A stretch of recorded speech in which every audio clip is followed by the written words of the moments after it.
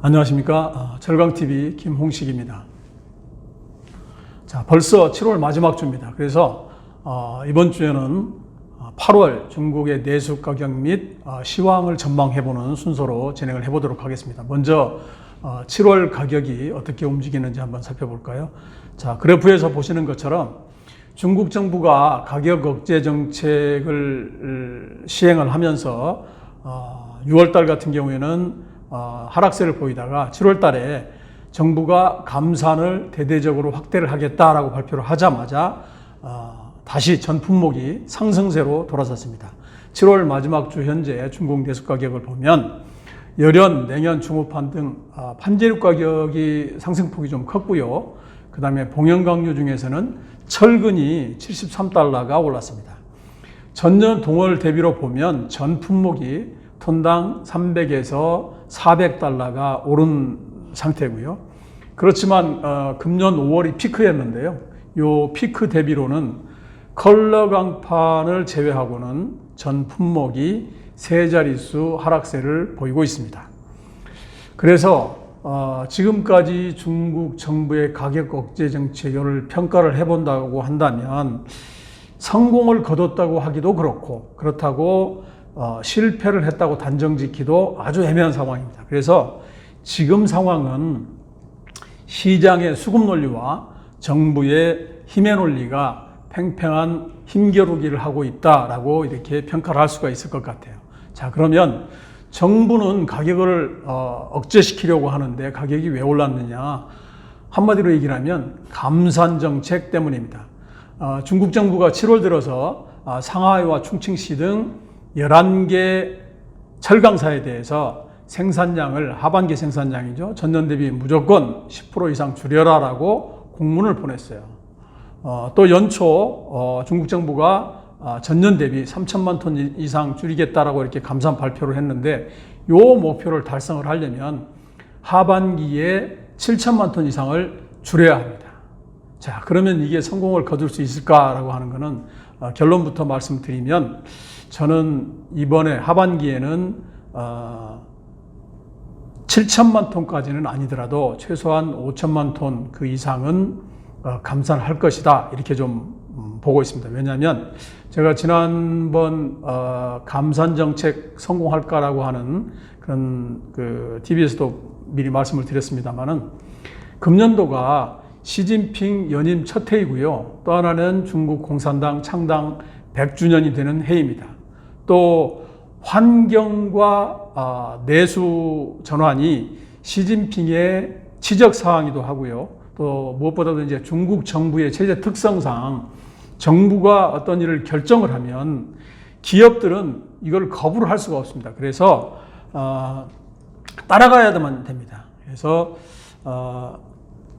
이러한 감산 소식이 전해지자 시중의 유통상들이 재빠르게 재고를 비축하는 모습을 보이고 있고요. 그래서 이러한 점들이 가격 강세의 원인이 아닌가라고 이렇게 좀 보고 있습니다.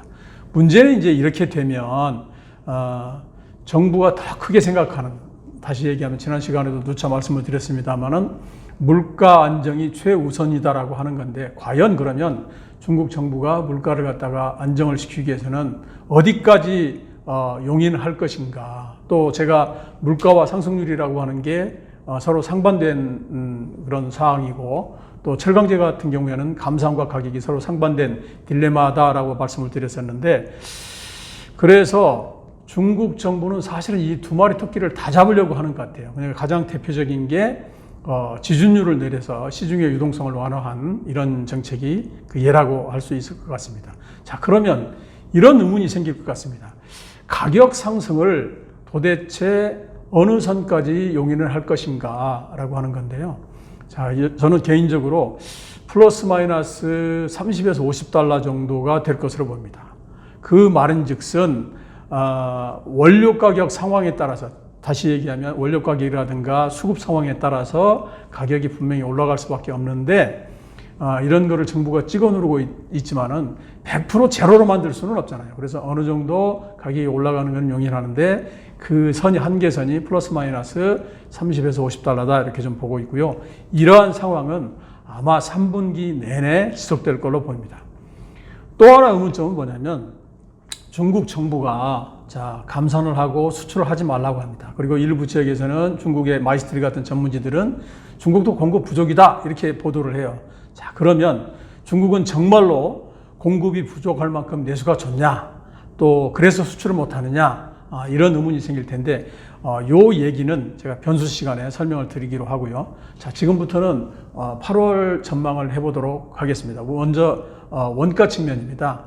우선 이제 원료 시장을 보면 과거와는 달리 철광석과 코크스, 스크랩이 제각각 따로 노는 모습을 보이고 있습니다. 그래서 우선 철광석 시장을 보면 감산을 하면 수요가 줄어드니까 당연히 가격은 하락은 하겠죠. 역시 철광석 가격이 7월 23일자 현재로 보면 호주산 수입 가격이 201.2달러로 201.9달러로 전주보다도 약 19.2달러가 하락을 했고요. 전월 대비로도 16.8달러가 하락을 했습니다. 그러나 연초 대비로는 30달러 이상, 또 지난해 같은 달에 비해서는 92.3달러가 올라 있는 상태입니다. 그러면 감산을 한다고 했는데 왜 철광석 가격이 크게 떨어지지 않느냐? 역시 공급량도 줄었기 때문입니다. 브라질 같은 경우에는 다미댐 사고가 아직 복구가 안 됐고요. 또 최근에는 코로나 재확산으로 생산량이 좀 줄었고요.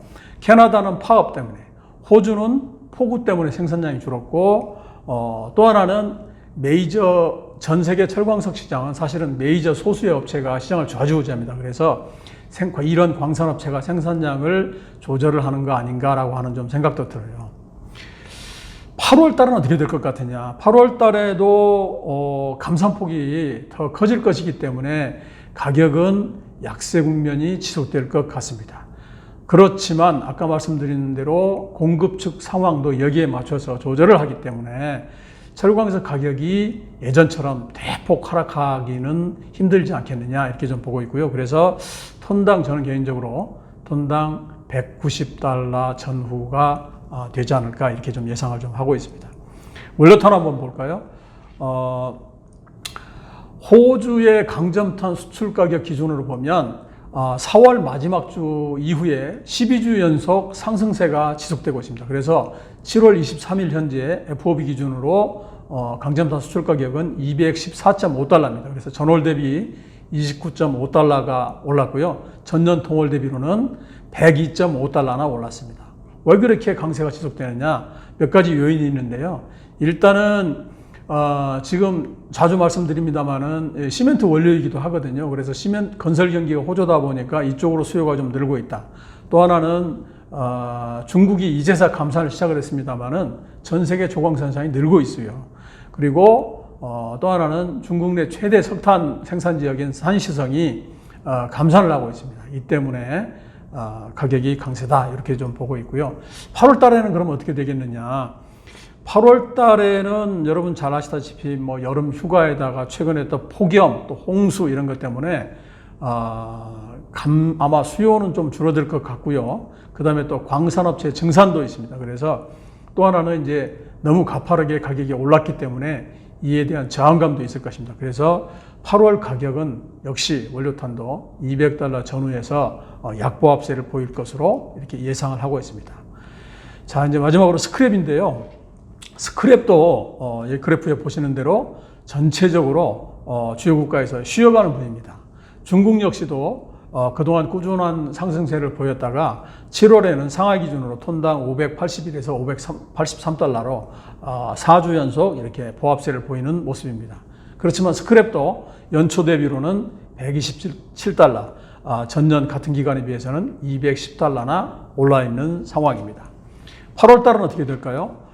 역시 하절기 여름 휴가에다가 또 이제 각종 합류화 이런 작업들이 또 있죠. 그 다음에 주요 수입국인 동남아가 코로나 재확산으로 수요가 줄 것이고요.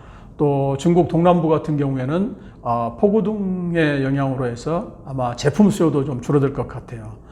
그렇지만 이런 영향을 봤을 때 스크랩도 8월 초 중반까지는 다소 쉬어가는 분위기가 되지 않을까. 아마 오른다고 한다면 중반 이후부터 다시 오르지 않을까 이렇게 좀 보고 있고요.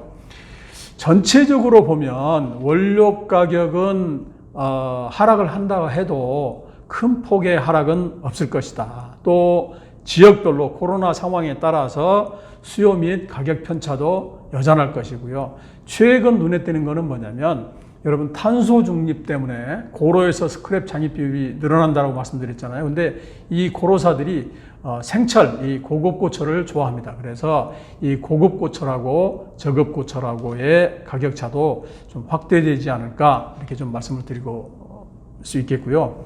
또 하나 중요한 건 뭐냐면 사실은 3분기에 제조 원가는 2분기에 계획했던 것들인데 가격이 지금 계속 오르고 있잖아요. 그러면 메이커 입장에서는 가격을 올려야 되는데 더군다나 중국 같은 경우는 감산까지 했으니까 가격을 공급을 줄였으니까 더 올려야 될 거 아니겠어요? 그런데 중국은 정부가 가격을 못 올리게 막고 있고 한국은 정부가 나서서 하지는 않지만 여러분 아시다시피 대선 레이스가 시작이 됐습니다. 그러다 보니까 기업들이 알아서 눈치를 보는 이런 상황입니다. 이 얘긴즉슨 3분기 메이커의 수익성은 2분기보다도 나빠질 수 있다. 그러면 유통정책이라든가 실수요에 대한 이런 정책들도 좀 변화가 있지 않겠느냐라고 하는 생각이고요. 자, 이번에는 수요 측면에서 살펴보도록 하겠습니다. 이미 여러 차례 말씀드린 대로 중국의 거시경제 및 실물경제는 시간이 지날수록 성장세가 이렇게 둔화되는 모습인데요. 2분기 중국 GDP가 전년 동기 대비 7.9%가 증가했습니다. 물론 높은 수치죠. 그렇지만 1분기에 13.9%에 비해서는 거의 굉장히 많이 줄었고요.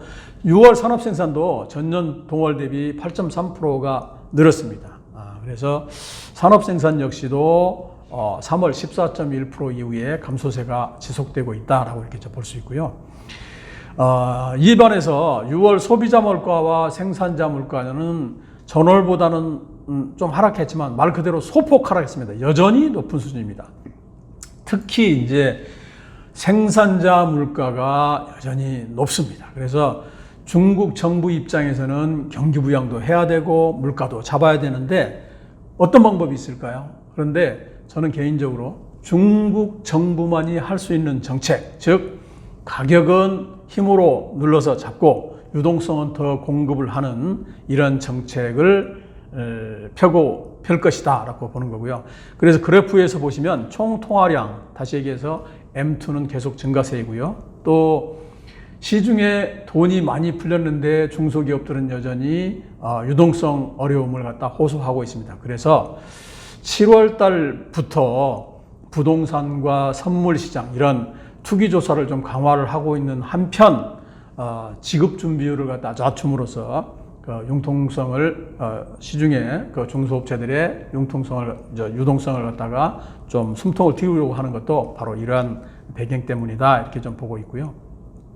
실물 경제 한번 볼까요? 전반적으로 비슷해요. 6월까지 실적을 보면 이제 철강제 수요와 관련이 깊은 고정자산 투자나 부동산 개발 투자, 제조업 투자 모두 지표에서 보듯이 7에서 17%의 높은 성장세를 보이고 있습니다. 그러니까 이 말은 코로나 이후에 정부가 주도적으로 투자를 해가지고 경기를 부양을 하고 있다는 얘기인데 문제는 이 과정에서 부채가 계속 늘어나고 있고 이게 이제 슬슬 외신이라든가 이런 걸 통해서 이제 표면화되고 있죠.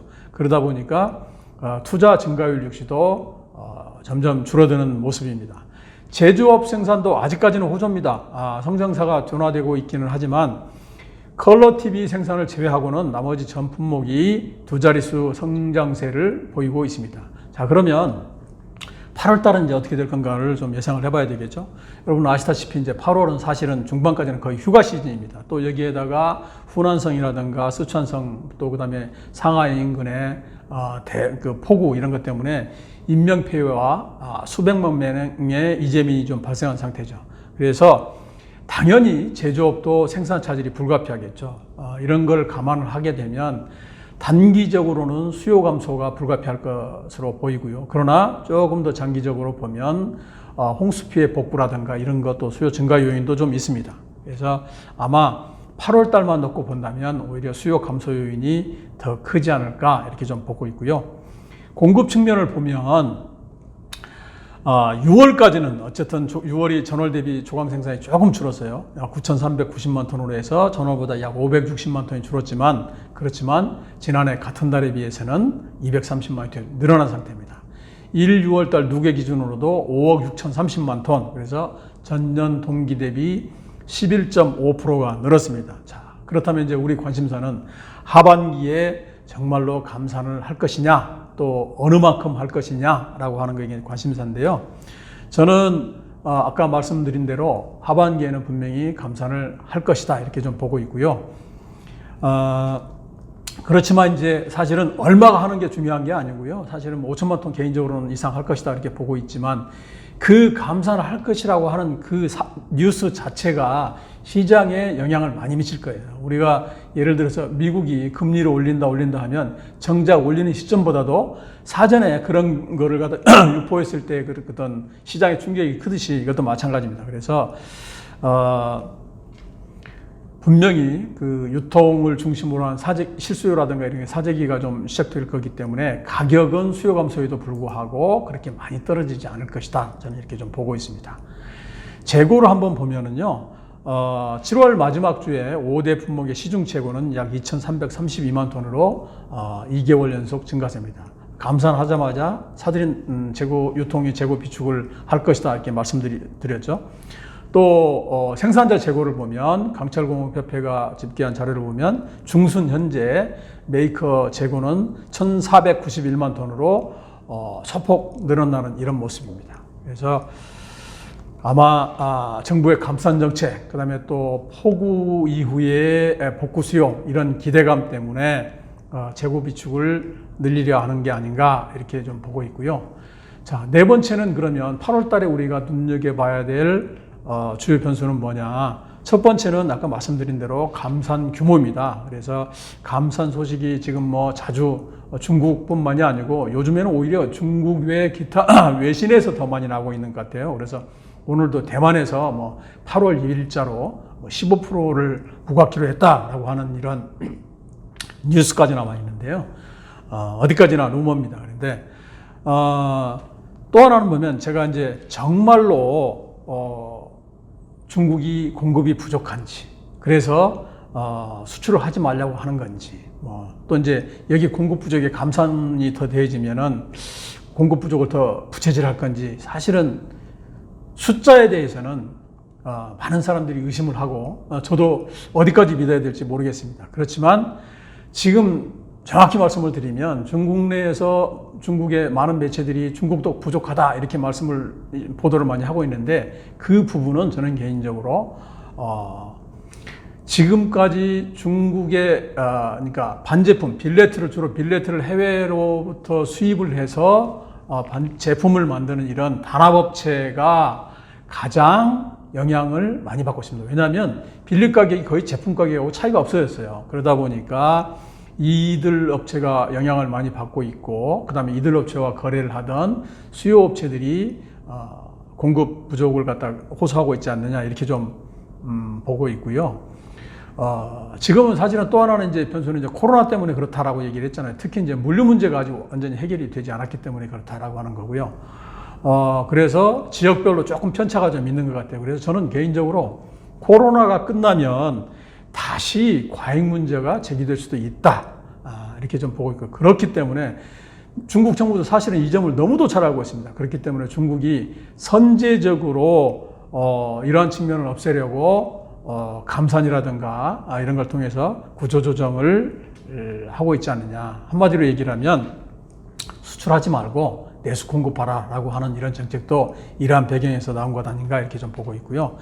두 번째 변수는 여러분 이미 여러 차례 말씀드린 대로 수출세 부과가 언제 되느냐죠. 그래서 지금 시기, 폭, 품목을 놓고 다양한 소문들이 돌고 있는데요. 분명한 것은 부과 의지는 확실한 것 같아요. 또 그러면 이제 저는 수출세 요 부과 요게 아까 감산하고 합쳐져 가지고요. 시장에 미치는 영향인데요. 원료 시장에는 마이너스 요인이겠지만 제품 시장에는 플러스, 다시 말하면 가격 상승 요인으로 나타나겠죠. 특히 중국 정부가 내수 가격을 억제하고 있는 이런 상황에서 수출 오파 가격은 아마 대폭 올릴 수밖에 없을 것이다 라고 이렇게 좀 보고 있고요. 세 번째는 좀 전에 말씀드린 대로 홍수 피해 복구 수요입니다.